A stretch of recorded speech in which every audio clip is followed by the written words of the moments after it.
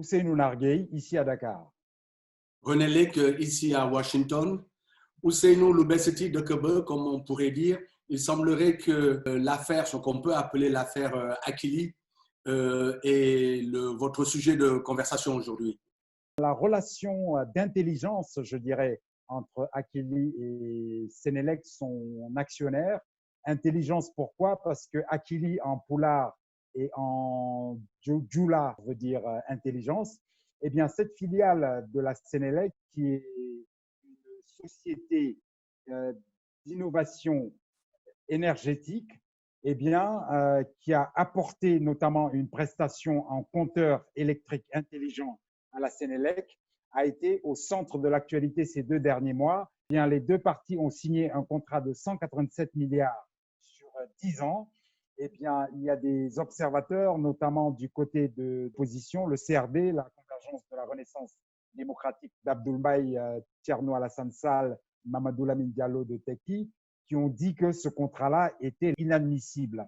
Voilà, on a évoqué des questions de délits initiés, des questions même de dénonciation du marché de gré à gré qui a été fait entre les 2 parties, parce que c'est un marché par convention réglementée. Sauf que ce marché par convention réglementée est accepté par les textes de l'OHADA qui régissent les 2 sociétés de droit privé que sont Akili et la Sénélec, parce que bien que la Sénélec soit une société à participation publique majoritaire, ça reste quand même une société anonyme de droit privé.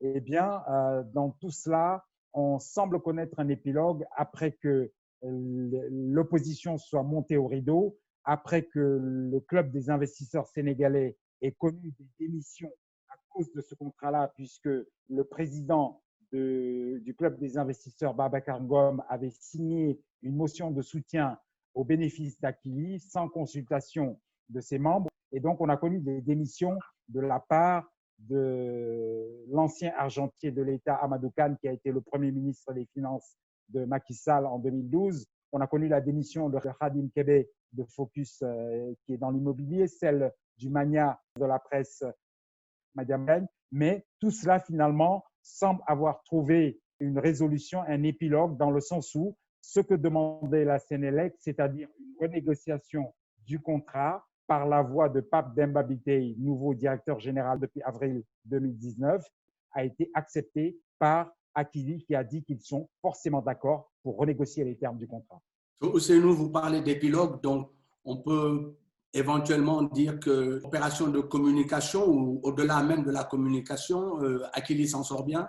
Akili s'en sort bien. Il y a eu crise et il y a eu donc communication de crise. Et du point de vue de cette communication de crise, l'analyse que j'en fais, c'est qu'elle a été rondement menée par Akili et son directeur général Amadouli, qui a fait la première chose qu'exige une communication de crise, c'est-à-dire la transparence totale. Il a expliqué la genèse de ce contrat qui a pris 1 an et demi de négociation. Il a expliqué la teneur des dispositions de l'OHADA qui leur permettaient de conclure par convention réglementée. Il a expliqué en quoi consistait son travail pour la Sénélec, qu'il ne remplaçait pas dans ses prestations. C'est cela, je pense qu'il a réussi l'exercice de communication en faisant appel aussi bien à ses racines du Fouta qu'à son inclination de croyant et enfin à son côté cosmopolite de quelqu'un qui a fait ses études supérieures à l'étranger. Donc, chapeau bas, c'était une belle communication. De votre côté, René, Loubesseti, je pense que c'est bis repetita. On va parler du même sujet que la dernière fois. L'Amérique s'enflamme, même si là, ce sont des manifestations plutôt pacifiques, mais l'histoire semble se répéter aux États-Unis. Oui, effectivement, la dernière fois, on avait plus parlé de la tragédie George Floyd. Aujourd'hui, il s'agit plus de se pencher sur la signification de la réaction des Américains qui, dans plus de 140 villes, manifestent tous les jours, non seulement tous les jours, mais à longueur de journée et de soirée et parfois même de nuit. Oui, effectivement, vous avez raison. C'est nous, quelque part, c'est l'histoire qui se répète. À New York, c'est la première fois depuis plus de 70 ans, je crois 87 ans même, je crois, puisque la dernière fois, c'était en 1943 qu'il y a eu un couvre-feu. Et tenez-vous bien, le couvre-feu de 1983, c'était quoi? C'était un policier blanc qui a tiré sur un noir à Harlem. Donc, d'une répétition constante de l'histoire, et il y a quelque chose d'assez tragique à cela. Et justement, l'ex-président emblématique Barack Obama a dit que ces manifestations étaient quelque part l'expression d'un changement de mentalité. Est-ce qu'on peut espérer un changement dans cette Amérique en noir et blanc? Oui, dans une certaine mesure, on peut être optimiste, mais d'abord pour vous montrer un peu les challenges, je vous donne trois chiffres qui sont extrêmement parlants. Le Pew Research Center, qui est l'un des centres de recherche les plus crédibles, les plus cotés ici aux États-Unis, a fait une étude l'année dernière, en 2019, sur les deux partis, le Parti républicain et le Parti démocrate.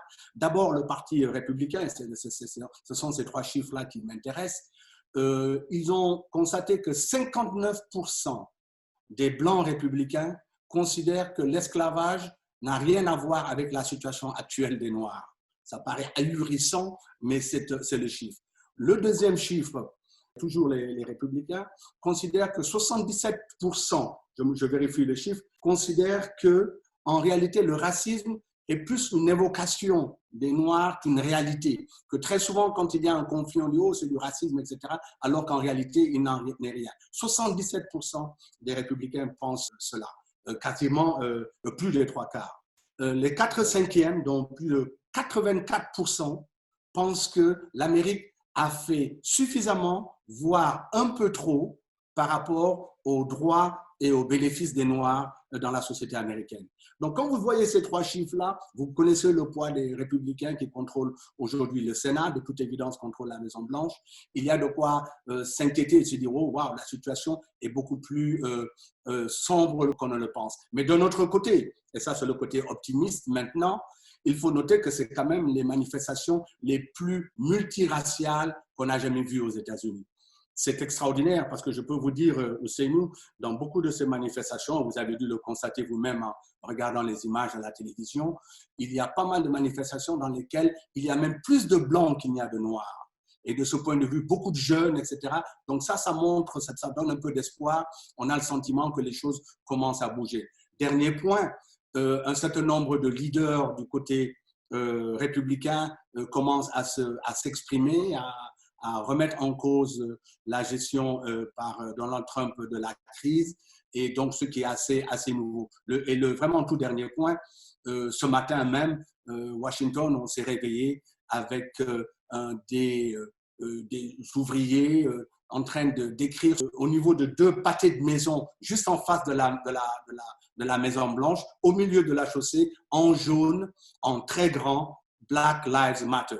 C'est un défi, bien entendu, de la maire de Washington, un défi vis-à-vis de Donald Trump qui cherche à impliquer l'armée américaine dans le conflit, ce qui est du jamais vu et qui, pour nous, Africains, nous rappelle un peu ce à quoi nous sommes habitués depuis tant d'années.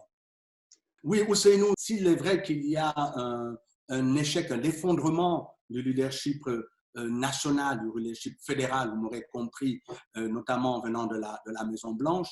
Il y a par contre un leadership important et qui permet au pays de tenir, c'est le leadership local, que ce soit les gouverneurs dans les États, que ce soit les maires des villes, que ce soit même parfois les départements. On a entendu le leader de la police de New York faire une déclaration de soutien aux manifestants comme on n'en a jamais vu dans l'histoire des États-Unis. Donc, le leadership au niveau local, société civile, les forces religieuses, la décentralisation, si vous voulez, de l'Amérique, le côté décentralisé de l'Amérique, décentralisation des pouvoirs et du pouvoir à tout niveau, économique, politique, social, culturel, c'est quelque chose de formidable. On voit que cela marche et je pense que c'est une bonne inspiration pour nos pays où on cherche à décentraliser les pouvoirs et où malheureusement le jacobinisme est plutôt triomphant.